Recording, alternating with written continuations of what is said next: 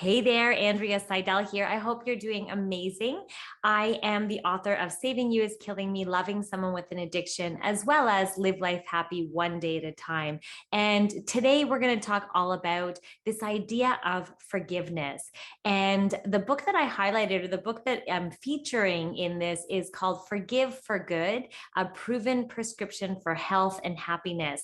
And this book is so phenomenal in so many ways. Like, let's think about it. When someone you care about has hurt you, or when you've been in a situation where you might be holding on to anger or resentment, or you might even have thoughts of revenge, is really common. So we can either hold on to that anger and resentment and thoughts of revenge, or we can embrace forgiveness and move forward. Now, it sounds a lot easier than it is, right? So, who hasn't been hurt by somebody? The actions or the words of another person, they affect us greatly. And perhaps maybe, you were criticized by a parent when you were growing up, or maybe, you had a friend or someone sabotage a project for you. You might even love someone with an addiction and they're manipulating and lying and stealing from you. And this really can cause us to feel really a lot of frustration, a lot of anger, and a lot of resentment. So this book is so fantastic. And this idea of forgiveness is really important, right? Because who hasn't been affected by the actions of another person? So now science has actually shown that maybe, you've been traumatized, or you've had a traumatic experience. Maybe you've been physically or mentally or emotionally abused by someone close to you. So these are all wounds that can actually leave lasting feelings of anger and bitterness, even vengeance. So it can leave you feeling frustrated. And you might even be thinking, I will never forgive you for this. Or you might even be thinking in your head, I can't condone this behavior. So you're going to discover that this whole idea of forgiveness is really, really different. And this approach to forgiveness isn't what you think. It's not about condoning behavior at all. So perhaps you feel that in principle, you don't want to, have this, you don't want to think that it's okay to all these injustices that maybe have been caused to you. You don't want to oppose them, and you don't want to say, oh, condone that behavior by forgiving them for it. But what ends up happening when you do get stuck in this suffering and pain is you end up staying there. You end up staying in that feeling of pain and suffering. So what if there was a way that you didn't have to suffer? What if you could find peace in the chaos from the wrongdoings of others? And I'm happy to say that the answer lies in forgiveness. Now, before you say anything about that, or before you resist forgiveness, I invite you to consider the science of forgiveness. And I invite you to consider the idea of forgiveness, because if you don't practice forgiveness, you might be the one who pays most dearly. You might be the one that is, struggling in that worry, in that anger, in that frustration, in that resentment. So by embracing forgiveness, you can not only embrace peace, but you can also embrace hope and feelings of gratitude and joy, which feels so much better. So consider forgiveness, consider for a moment how forgiveness can lead you down this path that feels physically, emotionally, and mentally better. And it really can and does contribute to your well-being. So surprisingly, forgiveness is not what you think. I know usually we say if we forgive someone, we're condoning their behavior. We're saying, hey, it's okay that you've completely hurt me. It's okay that you abused me. It's okay that you're stealing from me. And, that's not what forgiveness is. And I used to think it was that too. And it's really something different. And you're going to discover that through our discussion today. So what is forgiveness then? So according to Dr. Fred Luskin, who wrote this book, Forgive for Good, forgiveness is a complex experience that changes an offended person's feelings. So it's an experience that's going to change your feelings. It's going to change your emotions. It changes your thoughts. And then it changes your actions. It even erodes your self-confidence. So forgiveness is a complex experience that changes an offended person's feelings, emotions, thoughts, actions, and self-confidence. It can move us into a totally different direction than if we were not to go into that, down that path of forgiveness.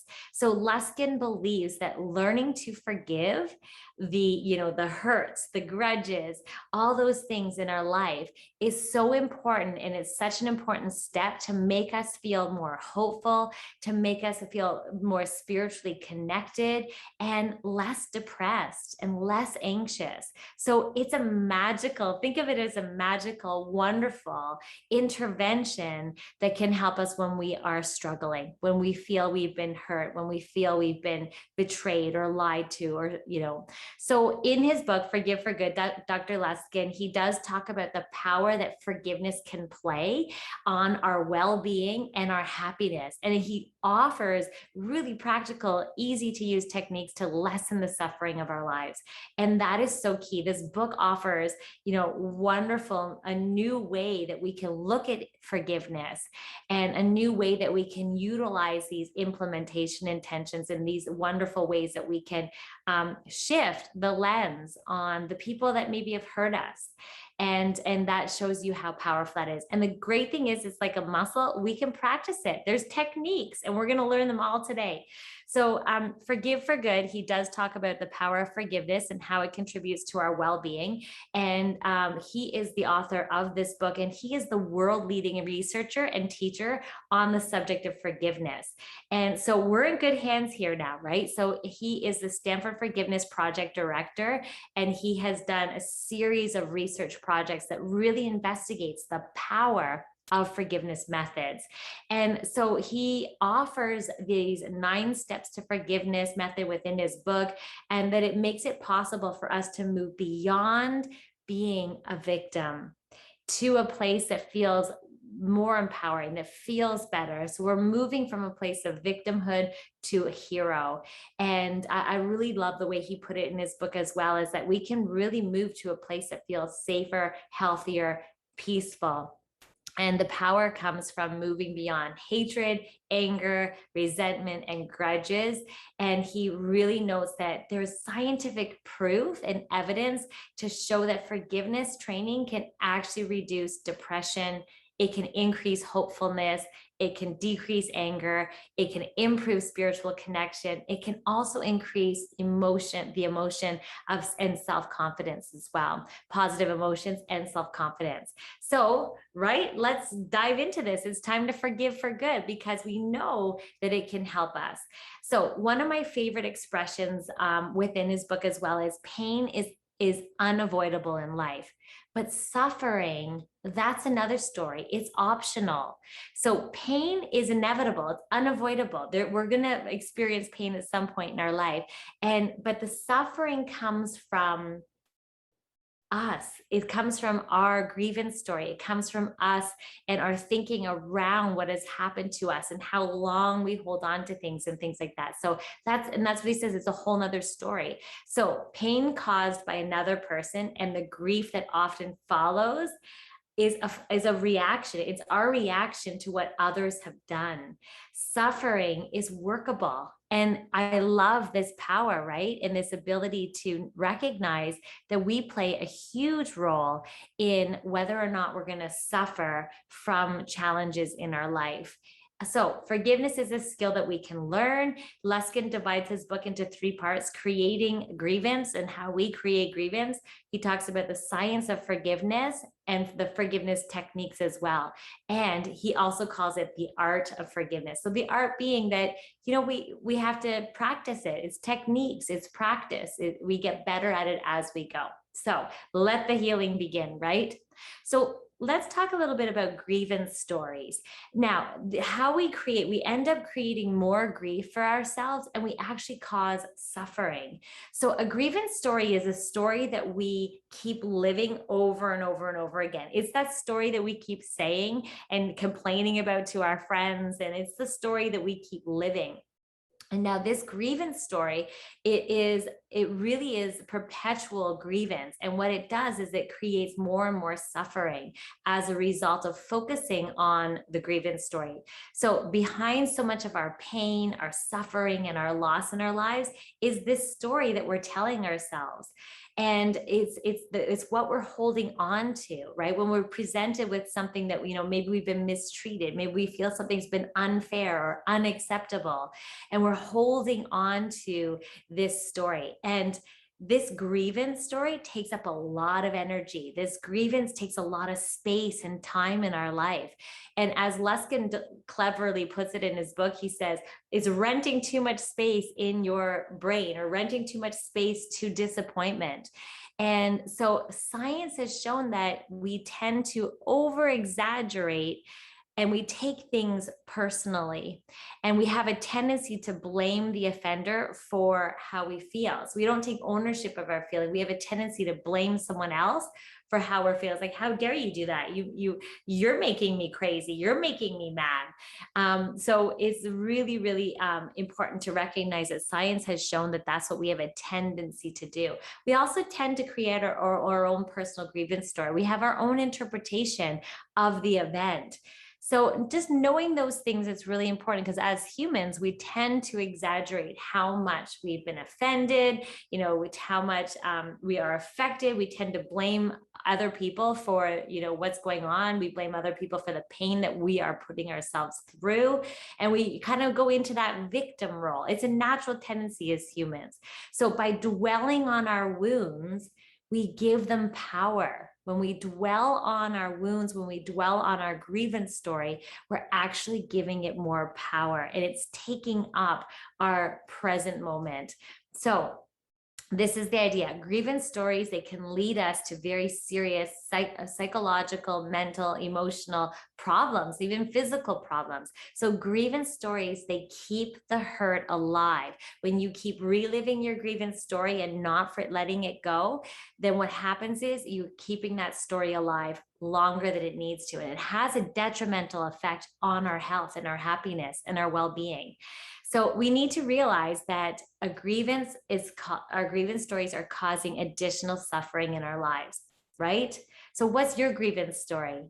And so I know I have mine. I had mine for the longest time. And it really helps to kind of just be aware. It's like, oh, I'm going down that grievance story again, or I'm ruminating in that grievance story, or, okay, like, let's look at this differently. So don't feel bad if you have a grievance story, or catch yourself. Self-awareness is the first key to recognizing this. So the other thing is, so how do we work with these grievance stories? So instead of playing these tapes over and over again, kind of a broken record going on and on and on, Luskin recommends that we use forgiveness techniques, and they're designed to help us. Basically, it helps us so we take hurt less personally. It helps us assume responsibility for how we're feeling. And we want to become heroes of our own story instead of a victim, right? When we tell our stories. So forgiveness feels better than our grievance stories. And can you think of that? Like, try this, like, basically revisit an internal wound, revisit something that is a grievance story for you that doesn't feel good, and write it down, kind of summarize the experience, examine what happened. And, when you're thinking about this situation, think about, how is it making you feel when you relive that story? It probably doesn't feel good.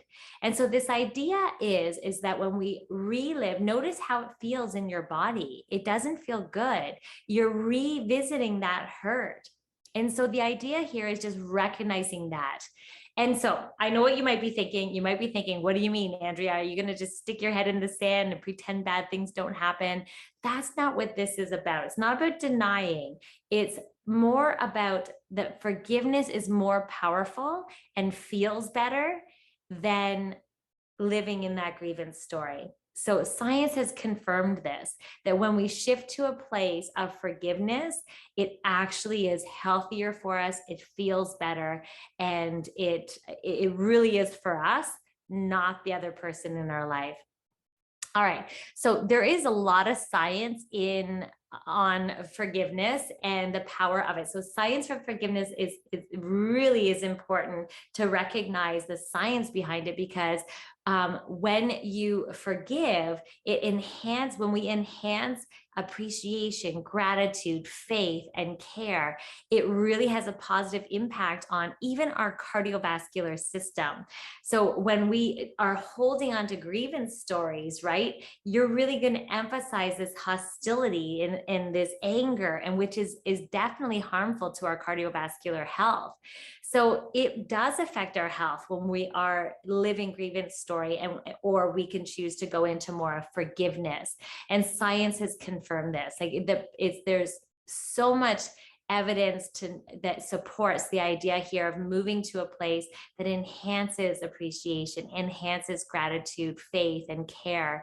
And the people who have difficulty managing anger have higher rates of heart disease and suffer from more heart attacks and more depression, anxiety, and things like that. So by forgiveness training, and there's numerous studies that have shown when people practice forgiveness training, that their chances of having all these symptoms associated with, atherosclerosis, narrowing of the heart arteries, high blood pressure, anxiety, depression, it goes down. So it's incredible, right? So well-being is really, really a crucial part of forgiveness. All right. So now you're convinced, the science has proved it, right? So are you ready for some forgiveness training? So basically, bad things are going to happen in life. We know that it's inevitable. That's what it means to be human, but we don't need to dwell on them. So Luskin recommends spending as much time searching out beauty, gratitude, love. Spend your time in those positive emotions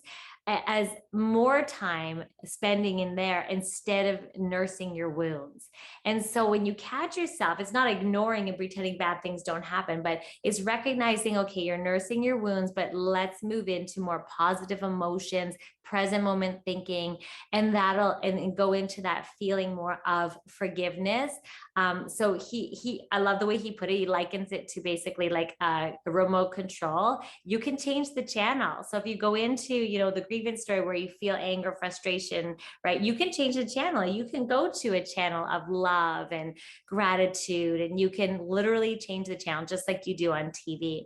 And he's suggesting and showing that we can move ourselves into a more positive state, and positive emotions feel better. So when you move to the love channel or the gratitude channel, the appreciation channel, it'll have more impact that feels better in the moment. So beauty, gratitude, nature channel, whatever channel you want, other than moving it away from, the frustration channel and the grievance story and the victim feeling. Okay, so he outlines wonderful techniques to use, and you slowly can gradually add these to your life. And so the funny thing is that when you forgive, you don't let the perpetrator off the hook. I can't emphasize that more, because I used to think, what? I am never forgiving this guy for what he put me through, and feeling like a victim. It's like, how dare you, and I gave so much energy to the person that I loved that had an addiction in my life. And it's amazing how it's not about letting them off the hook. You're basically letting yourself off the hook. You're taking ownership and responsibility for how you feel in the moment. So forgiveness, according to Luskin, is one option in a menu of choices that you have on how you can respond to the hurt that you have in your life. So it's just one thing that you can do to help you respond to the hurt you have in your life. And I do know that when you love someone with an addiction, it can come with a lot of hurt. So he presents a variety of techniques for healing. Some of the things he recommends is, like I said, that channel changing. Also breathing in thanks. So lots of gratitude for your life, for the love in your life that is there, focusing on that wonderful breath, coming into the present moment, calming your nervous system. and he called it PERT, which is positive emotion refocusing technique. So you're refocusing and trying to focus on changing the channel, gratitude channel, appreciation channel. It feels so much better. If that's not good in your life, what is good? Like what's good? Looking for evidence will help you feel better in the moment that you're in. So forgiveness really does take place. Basically when you balance your emotions. So when you spend more time in those positive emotions than you do in the negative emotions. It's not ignoring them, but it's moving and spending more time in those positive emotions. So we take responsibility for how we feel when someone has hurt us. That's what this is all about, taking responsibility for how you feel when someone has hurt you. And learning to balance and not take things as personally, and recognize that sometimes it's all about them, right? It's like, and so not taking it as personally, and recognizing that, because we have a tendency to do that as humans, and then recognizing that no one can make you feel bad without your permission. And so notice a feeling of peace come over you when you shift to a place of forgiveness and away from grievance. Now see forgiveness kind of as a way to take hurt less personally. So it's often that we put someone else's, it's usually someone else's imbalance, and we end up taking it personally. It's like, what do you mean? You want to stay in the garage all night? It's like, am I not fun? Am I not, playful? Am I not a good girlfriend? Stuff like that, right? You end up taking it personally. All right. So the second thing too that he talks about in his book is take responsibility for how you feel. And what we can do with that is just noticing the good things in your life with gratitude.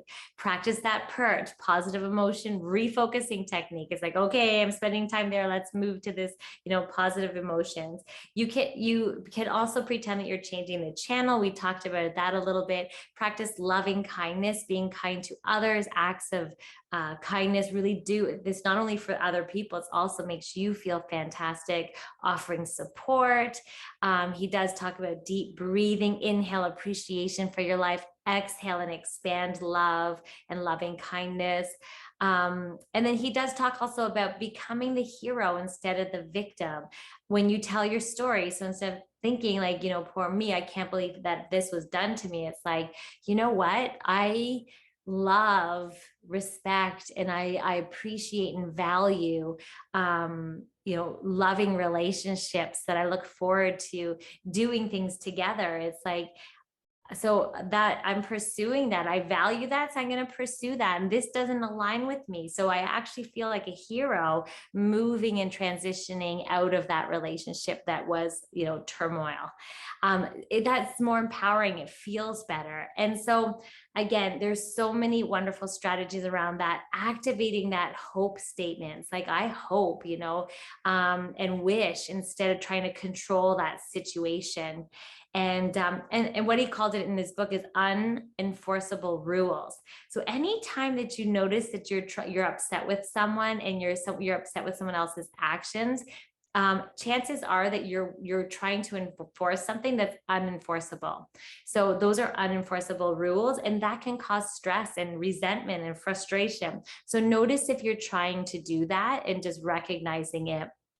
So becoming that hero of your own story is, taking responsibility for your emotions. There are so many things that can happen to us that feel unforgivable, that seem unforgivable. The pain of personal betrayal by a loved one, a spouse, or a friend that you can't trust, or a business partner, and things like that. The act of betrayal causes so much pain. So the memory of that betrayal can linger, it can be perpetual, and it can form grudges and wounds, and it can really bring us down a downward spiral, and have even impact on our physical health, our mental health.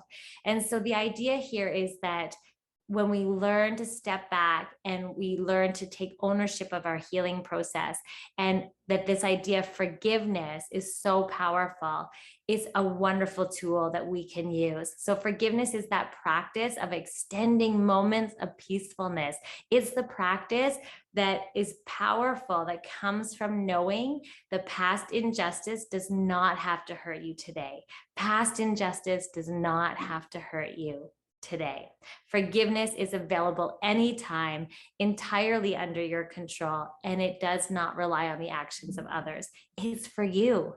So that's it, my friends. I hope you enjoyed that. I hope you got a lot out of it. Forgive for good. And remember, forgiveness is for you. It's a proven prescription for health and happiness. Thanks, everybody.